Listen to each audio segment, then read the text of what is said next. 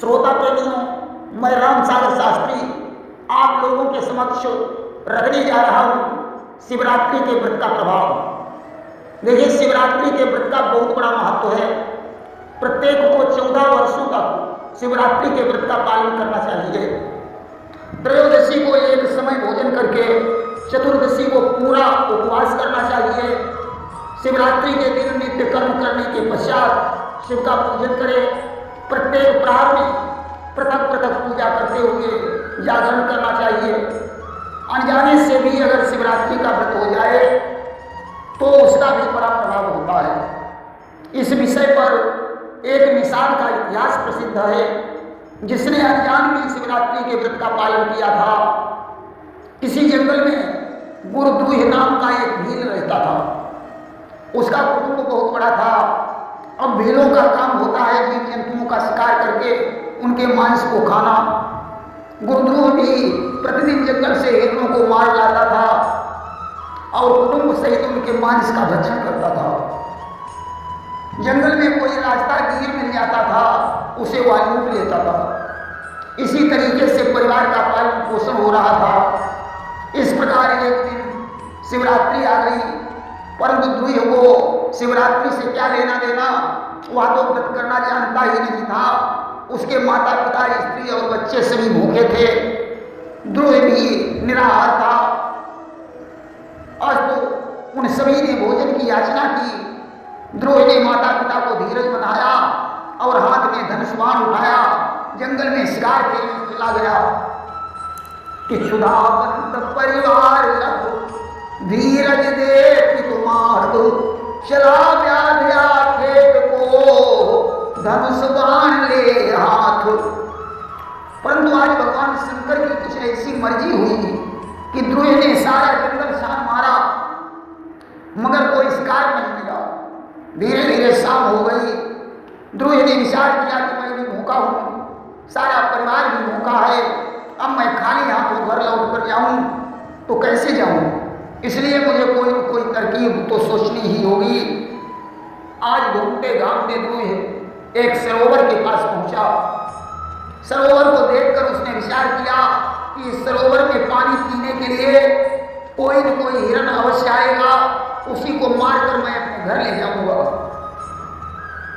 कि उसने सोचा पानी पीने जो हिरण यहाँ पर आएंगे, अपने इन तीखे तीरों से हम उनको मार गिराएंगे।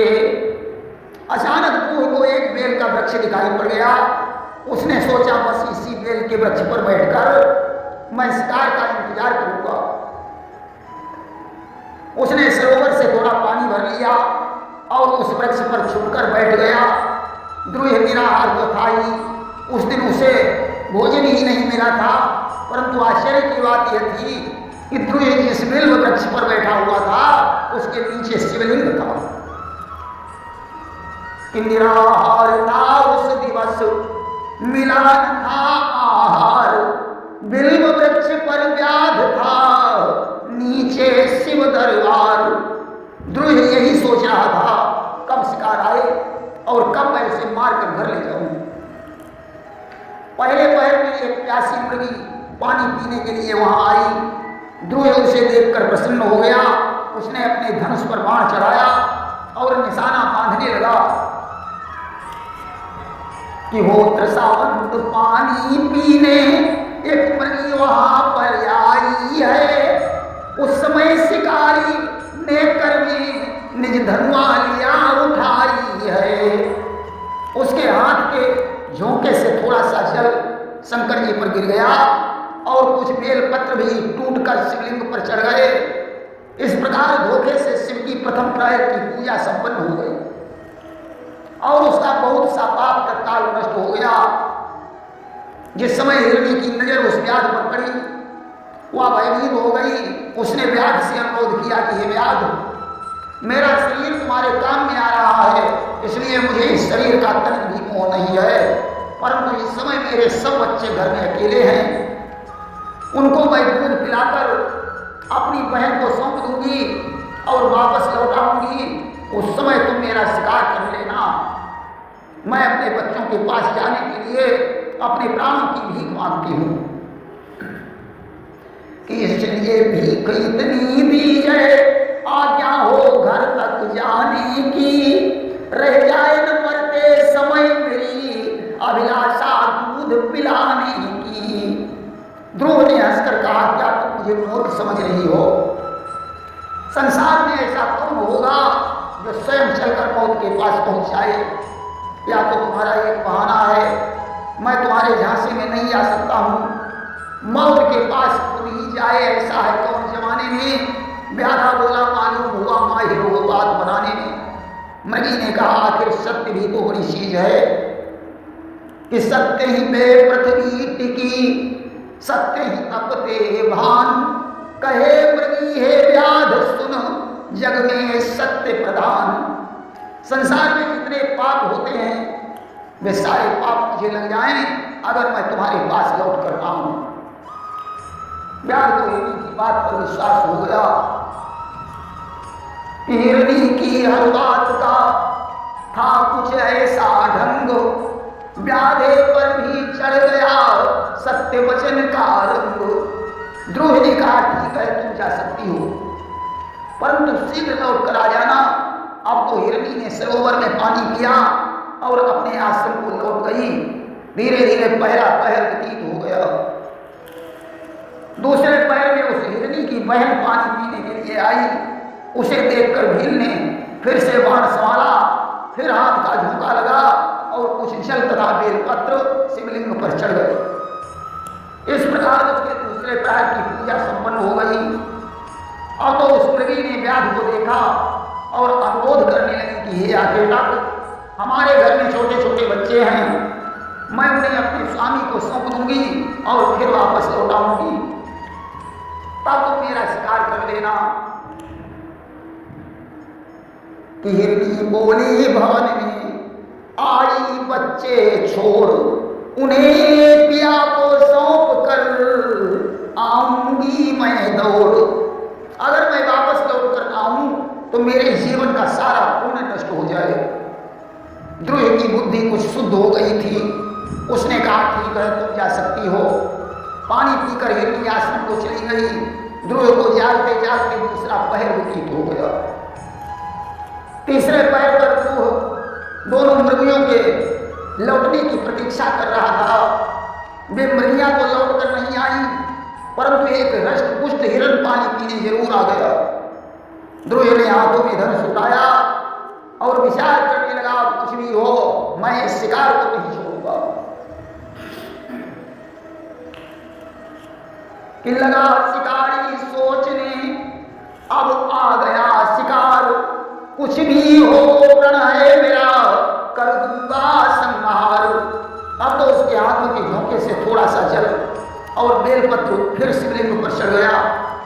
इस प्रकार उसके तीसरे पहर की पूजा संपन्न हो गई।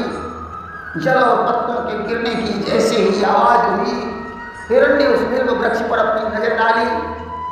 देखा एक भील धनुष पर बाण चढ़ाए हुए बैठा है।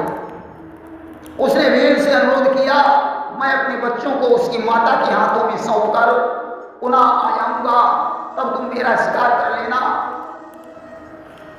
मृग बोला, वादा करता हूं अति शीघ्र लौट कर आऊंगा, हे व्याध तुम्हारे हित के हित बलिवेदी पर चढ़ जाऊंगा। मैं सौगंध खाकर कहता हूं बहुत जल्द वापस लौट आऊंगा। ध्रुव की बुद्धि अब बहुत कुछ शुद्ध हो चुकी थी। उसने हिरण को जाने की इजाजत दे दी। अब तो मृग की पत्नी, अब तो मृग भी पानी पीकर चला गया। धीरे धीरे तीसरा पहर भी समाप्त हो गया। चौथे पहर में प्रतिज्ञाबद्ध होने के कारण वे तीनों हिरण एक साथ सरोवर पर पहुंचे। साथ में उनके बच्चे भी थे। ये सारा परिवार एक ही हिरण का था। अब तो शिकारी ने देखकर बहुत प्रसन्न हुआ। उसने फिर धनुष पर बाण चढ़ाया, फिर हाथ के झोंके से थोड़ा सा जल और बेलपत्र शिवलिंग पर चढ़ गए। वृक्ष ही पत्ते झड़े, चढ़े शंभु के शीश, भाव भक्तता देख कर मगन हुए जगदीश। इस प्रकार उसके चौथे पहर की पूजा भी संपन्न हो गई। व्याध का सारा पाप भस्म हो गया। उस समय मृग और मृगियों ने भील से कहा कि हे व्याध, अब तुम हम सबका शिकार कर सकते हो, हम पूरे कुटुंब के सहित तुम्हारी सेवा में तत्पर हैं। कि सब बोले आओ आखे तक प्रण पूरा करने आए हैं, अपने प्राण के साथ साथ सारा कुटुंब भी लाए हैं। भील को दुर्लभ ज्ञान प्राप्त हो चुका था।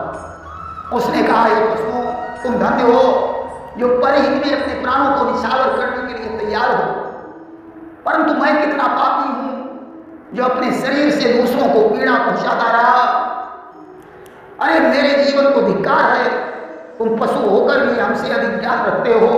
हे मृगों, तुम जा सकते हो, मैं तो अब अपने इस पाप के प्रायश्चित का उपाय सोचूंगा। व्याध के ऐसा कहने पर देवाधिदेव महादेव साक्षात प्रकट हो गए। उन्होंने कहा, हे भील, मैं तुम्हारे व्रत से प्रसन्न हूं, तुम मुझसे कोई वरदान मांगो। ध्रुव ने कहा, प्रभु, आपका दर्शन पाकर मुझे और क्या चाहिए। सारा जीवन लोग तुम्हारी तपस्या करते हैं परंतु दर्शन नहीं होते। मैं कितना भाग्यशाली हूं कि मैंने जानबूझकर आपकी कोई पूजा भी नहीं की, फिर भी आप मुझे अपना दर्शन दे रहे हैं। ऐसा कहकर वह भगवान शंकर के चरणों में गिर गया। शिव ने उसे उठाकर अपने हृदय से लगा लिया और वरदान देते हुए कहा कि अभी तक तुम्हारा नाम दुर्द्रोह था, परंतु आज से तुम्हारा नाम निषाद राजगुह होगा।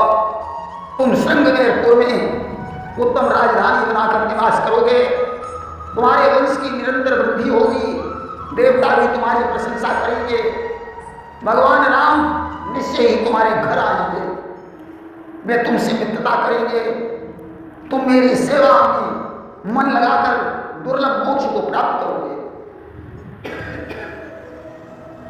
आज भगवान शंकर ने ध्रुव को ऐसा वरदान दिया। शंकर जी के दर्शन करने से उन मृगों का दिव्य शरीर हो गया। उसी समय भगवान शंकर की कृपा से देवलोक से विमान आया। समस्त मृग दिव्य रूप धारण करके उस विमान में बैठकर दिव्य धाम को चले गए और तब से अर्बुद पर्वत पर भगवान शिव व्याधेश्वर के नाम से प्रसिद्ध हो गए। ध्रुव निषाद राजगुह के नाम से प्रसिद्ध होकर श्रृंगवेरपुर में निवास करने लगा, जहां भगवान राम से निषाद राज की भेंट हुई थी। कि आज शिवरात्रि की महिमा है, तुमने जो दृश्य निहारा है, उपवास जागरण बेलपत्र उसकी मुक्ति का द्वारा है। यह शिवरात्रि की महिमा है जो ध्रुव ने अनजाने से शिवरात्रि का व्रत पूरा किया। शंकर जी एक ऐसे देवता हैं जो अति शीघ्र प्रसन्न हो जाते हैं, इसीलिए शिव को आशुतोष कहा जाता है कि मेरे शिव जी हैं ऐसे निराले जैसा कोई निराला नहीं है, सारी दुनिया में इनके बराबर कोई भी भोला भाला नहीं है। दुष्ट हो चाहे कितना हो पापी, आ गया जो भी शिव की शरण में, बिन दिए उसको मन की मुरादें, खाली मंदिर से डाला नहीं है। प्रेम से और ये शंकर